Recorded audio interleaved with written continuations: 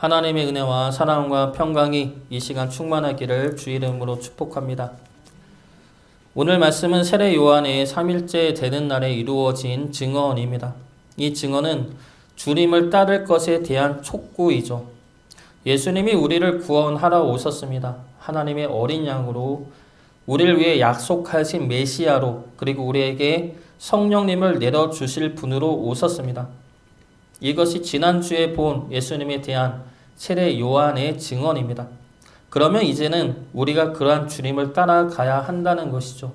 이것이 셋째 날에 이루어진 세례 요한의 증언입니다. 오늘 본문 말씀은 예수님의 제자들이 이루어지는 내용의 말씀인데, 이 말씀이 다른 공관 복음서와 약간 다른 점은 예수님이 제자들을 부르지 않았다는 겁니다. 공관 복음서에서는 예수님이 먼저 제자들을 부르시죠. 그러나 오늘 말씀에서는 요한이 제자들을 예수님에게 보내고 그 제자들이 다른 이들을 불러서 예수님에게로 오는 형식으로 이루어졌습니다. 그 이유가 무엇입니까? 우리의 결단을 강조하기 위해서이죠. 공관 복음서에서는 우리를 부르러 오신 예수님을 강조하였다면 요한 복음에서는 우리에게 오신 예수님을 우리가 따라가야 함을 강조하고 있는 겁니다. 그것이 예수님의 제자된 자의 모습이라 말씀하고 있는 것이죠. 오늘 본문 통해서 우리 역시 예수님을 따르는 제자가 되기를 원합니다. 그런 결단과 고백이 이루어지는 복된 시간이 되기를 주의 이름으로 축복합니다. 그러면 예수님을 따르는 제자의 모습은 어떠한 모습입니까? 이 제자됨을 알기 위해서는 오늘 본문 말씀에서 반복되어 사용되고 있는 단어를 먼저 알아야 합니다. 바로 보라라는 단어이죠. 와서 보라, 보라, 보리라, 이 말씀이 반복되어 사용되고 있습니다. 먼저 36절을 보면 세례 요한이 제자들에게 먼저 보라 말하죠. 그리고 39절에 예수님이 와서 보라 말씀하시고 46절에서도 빌립이 나다나엘을 전도하면서 와서 보라 말합니다. 그리고 50절과 51절에서도 예수님이 나다나엘에게 너가 보리라 말씀하시죠. 그래서 오늘 본문에서 이 보다라는 말씀이 반복되어 사용되고 있는 이유는 이 말씀이 중요한 말씀이기 때문입니다. 그리고 이 말씀이 바로 오늘 본문의 전체를 끌고 가는 주제의 말씀입니다. 정리하면 오늘 말씀은 예수님의 제자된 자들이 가져야 할 모습에 대한 세례 요한의 증언입니다. 그리고 그 모습이 무엇이냐면 바로 보는 자라는 겁니다.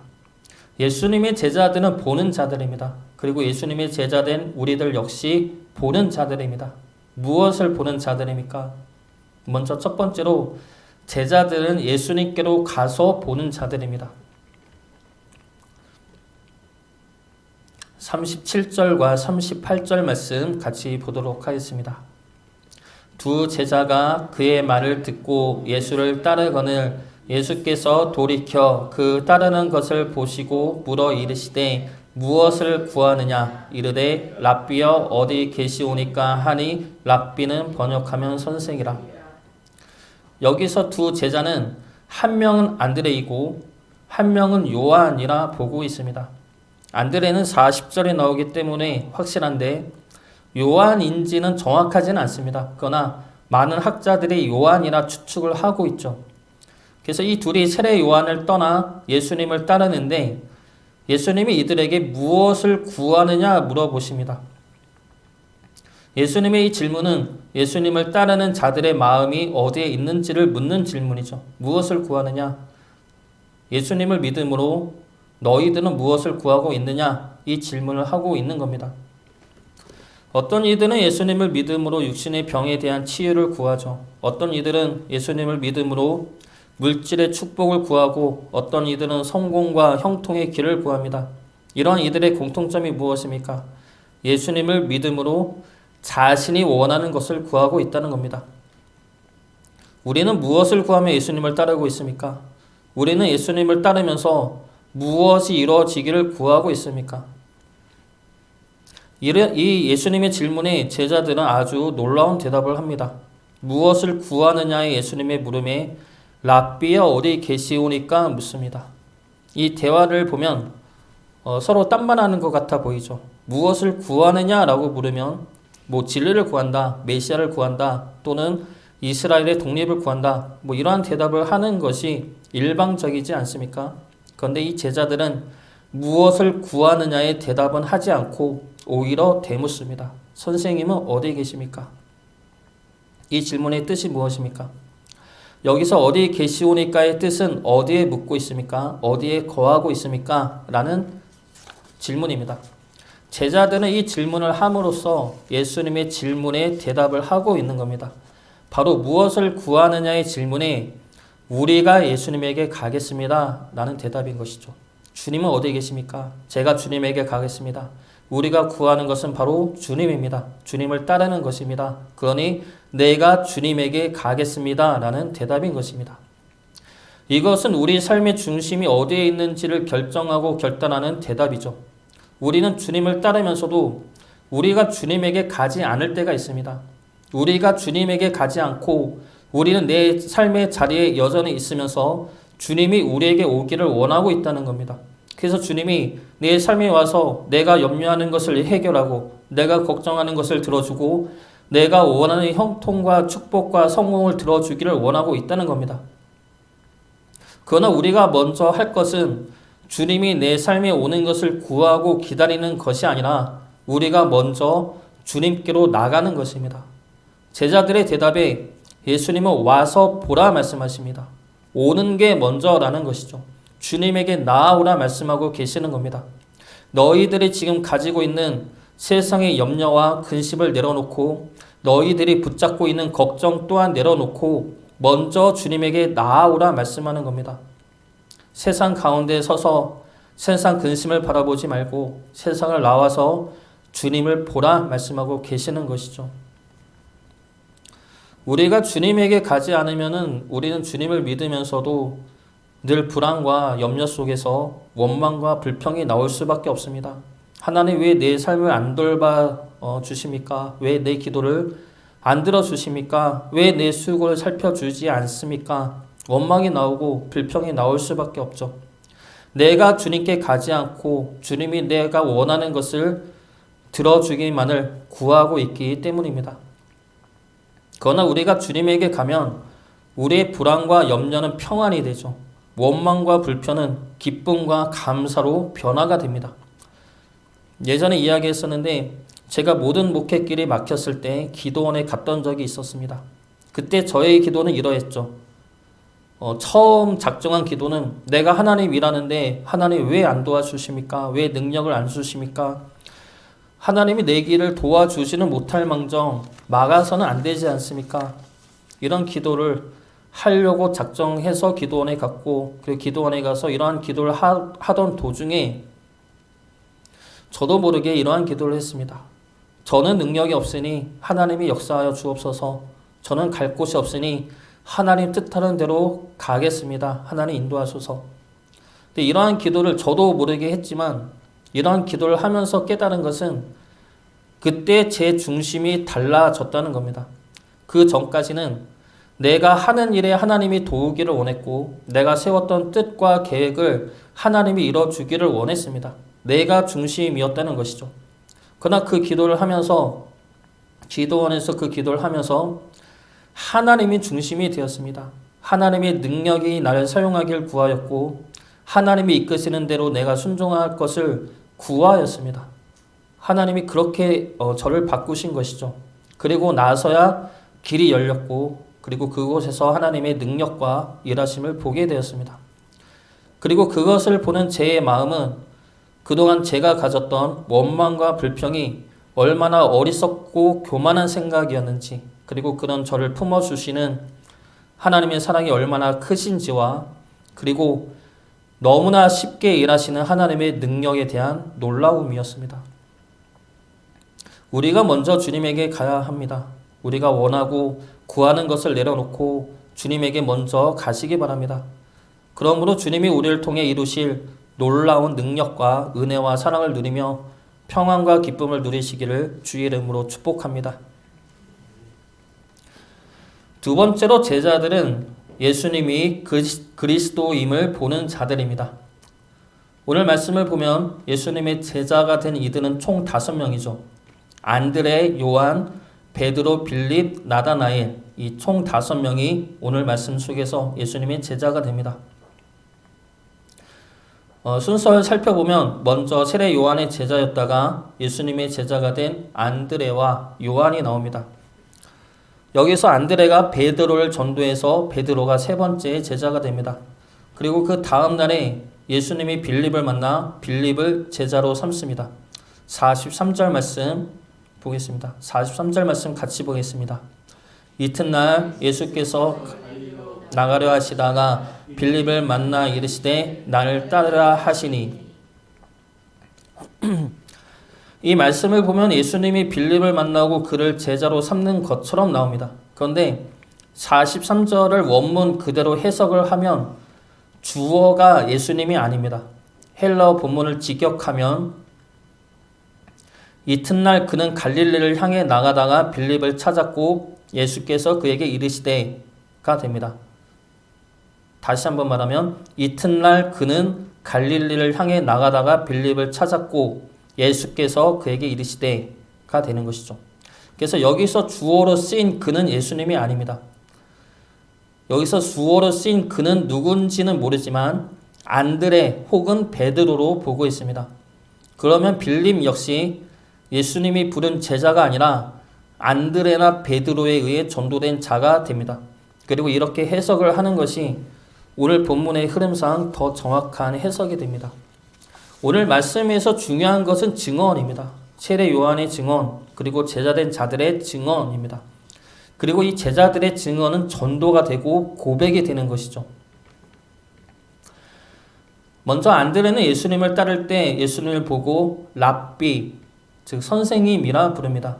그런 안드레가 베드로를 전도할 때는 예수님을 뭐라고 고백합니까? 메시아라고 고백합니다. 41절 말씀 보겠습니다. 같이 보겠습니다. 그가 먼저 자기의 형제 시몬을 찾아 말하되 우리가 메시아를 만났다 하고 메시아는 번역하면 그리스도라. 빌립 역시 예수님을 따른 후에 나다나엘을 찾아갑니다. 여기서 나다나엘은 바돌로메로 보고 있습니다. 예수님의 12제자에 나오는 바돌로메가 이 나다나엘로 추정하고 있습니다. 왜냐하면 바돌로메는 사람의 이름이 아니라 돌로메의 아들이란 뜻입니다. 그래서 돌로메의 아들이 바로 이 나다나엘이다 라고 보고 있죠. 그래서 이 나다나엘을 찾아간 빌립은 예수님에 대해서 이렇게 말합니다. 45절 말씀 보겠습니다. 같이 보겠습니다. 빌립이 나다나엘을 찾아 이르되 모세가 율법에 기록하였고 여러 선지자가 기록한 그 일을 우리가 만났으니 요셉의 아들 나사렛 예수니라. 빌립은 예수님에 대해서 율법에 기록하고 여러 선지자가 기록한 그이다 라고 말합니다. 즉 하나님이 우리에게 약속하신 메시아다라는 고백이죠. 그리고 그렇게 해서 온 나다나엘은 예수님을 보고 이렇게 고백을 합니다. 49절 말씀 같이 보겠습니다. 나다나엘이 대답하되 랍비여 당신은 하나님의 아들이시오 당신은 이스라엘의 임금이로소이다. 하나님의 아들이며 이스라엘의 왕 되십니다. 이것은 이 세상의 주인 되시는 하나님의 아들로서의 주권과 하나님의 나라를 다스리는 왕으로서의 통치권을 강조한 고백이죠. 이것이 나다나엘의 고백입니다. 예수님을 본 제자들은 예수님이 누구인지 증언하고 고백하고 있습니다. 먼저 안드레는 메시아다라고 고백을 하죠. 그리고 그 다음으로 빌립은 하나님이 약속하신 메시아다라고 고백을 합니다. 그리고 나다나엘은 하나님의 아들이시고 이스라엘의 왕 되십니다 라고 고백을 합니다. 이 모두는 예수님이 그리스도임을 증언하는 고백이죠. 그리고 그리스도 되시는 예수님이 어떠한 분인지를 보고 고백하는 증언입니다. 예수님은 우리를 구원하시는 그리스도 되십니다. 예수님은 우리를 위하여 약속하신 하나님의 사랑이고 우리를 향하신 하나님의 선하신 뜻입니다. 그리고 예수님은 우리를 구원하시어 우리를 다스리고 지키시는 우리의 왕 되십니다. 이것이 예수님을 본 자들의 고백이며 증언입니다. 그런데 여기서 한 가지 더 보아야 할 것은 이 고백이 있기 전에 예수님에 대한 평가들이죠. 먼저 빌립은 예수님을 하나님이 예언한 메시아라고 고백하면서 동시에 요셉의 아들 나사렛 예수라 말합니다. 요셉은 예수님의 육신의 아버지이죠. 이것은 요한복음을 기록한 저자 요한이 즐겨하는 반어법인데 예수님을 요셉의 아들이라 말한 것은 즉 죄인의 아들이다 라는 겁니다. 육신을 입은 죄인의 아들이다. 그리고 이렇게 기록을 한 것은 예수님이 죄인의 아들이 아니라 하나님의 아들임을 강조하고 드러내기 위한 요한의 기법이죠. 이러한 방식은 빌립이 이어서 말한 나사렛 예수라는 말씀에서도 마찬가지로 사용이 됩니다. 나사렛은 갈릴리 안에 있는 동네입니다. 갈릴리 자체가 멸시받는 동네인데 나사렛은 멸시받는 갈릴리 사람들조차도 멸시하는 동네가 나사렛입니다. 그리고 또 하나 하나님이 예언하신 메시아가 태어날 곳은 어디입니까? 베들레헴이죠. 미가서 5장 2절 말씀입니다. 베들레헴 에브라다야 너는 유다 족속 중에 작을지라도 이스라엘을 다스릴 자가 내게서 내게로 나올 것이라. 그의 근본은 상고의 영원에 있느니라. 예수님은 베들레헴에서 태어나셨습니다. 하나님이 약속하신 말씀 그대로 베들레헴에서 태어났죠. 근데 헤롯 대왕의 학살을 피해 애굽에 내려갔다가 나사렛에서 자라났습니다. 그래서 사람들은 예수님이 태어나신 곳을 모르고 나사렛 예수라 불렀던 겁니다. 이 또한 하나님의 숨겨진 뜻이 있는 것이죠. 나다나엘은 이러한 사실을 모르고 나사렛에서 무슨 선한 것이 날 수 있느냐 말을 한 겁니다. 더럽고 멸시받는 나사렛에서 그리고 요셉이라는 죄인된 육신의 몸에서 무슨 구원자가 날 수 있느냐 말을 하고 있는 것이죠. 그러나 나다나엘은 자신이 한 이 말을 자신이 다시 수정을 합니다. 요셉의 아들 예수님은 하나님의 아들이시고 선한 것이 날 수 없는 나사렛 예수님은 이스라엘을 다스리는 왕이 되십니다. 이것은 나다나엘을 통하여 선포하신 예수님의 그리스도 되심이죠. 우리의 구원자 되시는 예수님을 죄인을 의인으로 바꾸시는 분입니다. 죄를 입은 육신의 아들에서 거룩하신 하나님의 자녀로 바꾸시고 천한 나사렛에서 거룩한 하늘나라 백성으로 바꾸시는 분입니다. 예수님은 우리 역시 그러한 자로 바꾸시는 분이죠. 죄인인 우리를 의인이라 칭하시고 우리를 주의 자녀로 품어주십니다. 우리가 있는 더럽고 멸시받는 이곳을 거룩한 하나님의 나라로 바꾸시고 우리를 직접 지키시고 보호하십니다. 그러므로 우리를 주의 사랑하는 자녀로 주의 거룩한 백성으로 바꾸시고 안아주신다는 것이죠. 그 일을 해내시는 분이 바로 우리 예수 그리스도 되십니다. 그것을 와서 보라는 겁니다. 내가 너희를 그러한 자로 바꿔내는 것을 와서 보라는 겁니다. 그리고 와서 보는 자가 바로 제자들이라는 것이죠. 예수님이 우리를 그러한 자로 바꾸신다는 것을 그래서 우리가 주의 사랑하는 자녀요 주의 거룩한 백성이 되었음을 보고 고백할 수 있기를 주의 이름으로 축복합니다. 마지막 세 번째로 예수님의 제자된 자들은 하나님의 뜻이 이루어지는 것을 보는 자입니다. 47절 말씀 보겠습니다. 47절 말씀 같이 보겠습니다. 예수께서 나다나엘이 자기에게 오는 것을 보시고 그를 가리켜 이르시되 보라 이는 참으로 이스라엘 사람이라 그 속에 간사한 것이 없도다. 예수님은 나다나엘을 보면서 참으로 이스라엘 사람이라 말씀하십니다. 이 말씀은 참된 이스라엘, 거짓이 없는 이스라엘 사람이라는 말씀이죠. 그래서 이 이스라엘은 여기서 예수님이 말한 이스라엘은 나다나엘이 태어난 나라만을 말하는 것이 아닙니다. 여기서 이스라엘은 변화된 야곱을 가리키는 것이죠. 그래서 예수님이 나다나엘을 보고 참된 이스라엘이라 말씀하시는 것은 속이는 야곱이 아니라 거짓된 야곱이 아니라 속임이 없는 참된 이스라엘 하나님의 백성이라 말씀하고 계시는 겁니다. 창세기 32장 27절부터 30절까지 말씀입니다. 그 사람이 그에게 이르되 네 이름이 무엇이냐? 그가 이르되 야곱이니이다. 그가 이르되 네 이름을 다시는 야곱이라 부를 것이 아니요 이스라엘이라 부를 것이니 이는 내가 하나님과 및 사람들과 겨루어 이겼음이니라. 야곱이 청하 이르되 당신의 이름을 알려주소서. 그 사람이 이르되 어찌하여 내 이름을 묻느냐 하고 거기서 야곱에게 축복한지라. 그러므로 야곱이 그곳 이름을 브니엘이라 하였으니 그가 이르기를 내가 하나님과 대면하여 보았으나 내 생명이 보존되었다 함이더라.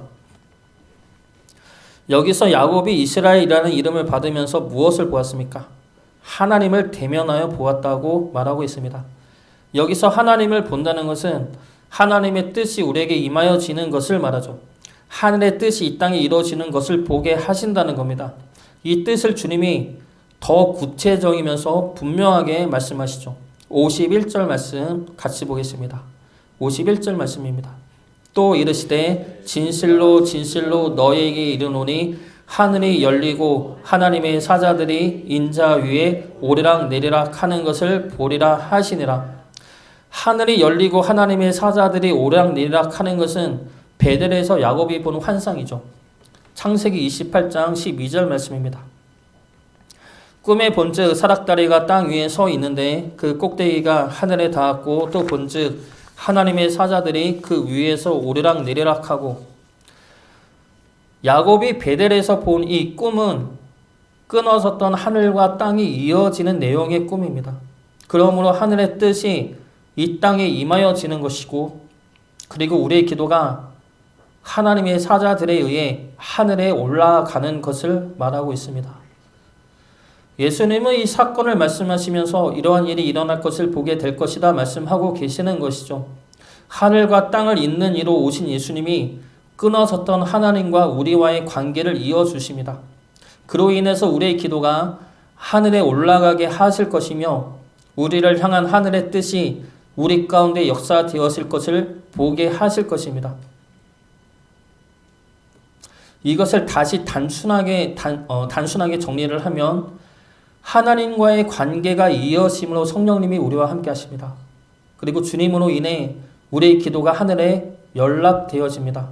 그리고 하나님이 우리를 통해 하늘의 뜻을 이뤄 나가십니다.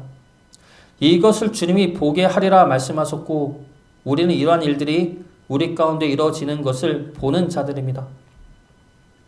말씀 정리하겠습니다. 예수님은 와서 보라 말씀하십니다. 예수님에게 가서 예수님이 우리를 주의 거룩한 자녀로 바꾸시는 것을 보고 우리를 통하여 하나님의 뜻이 이루어지는 것을 보라 말씀하십니다. 주의 제자된 우리들은 예수님에게 가서 그러한 일을 보고 증언하는 자들입니다.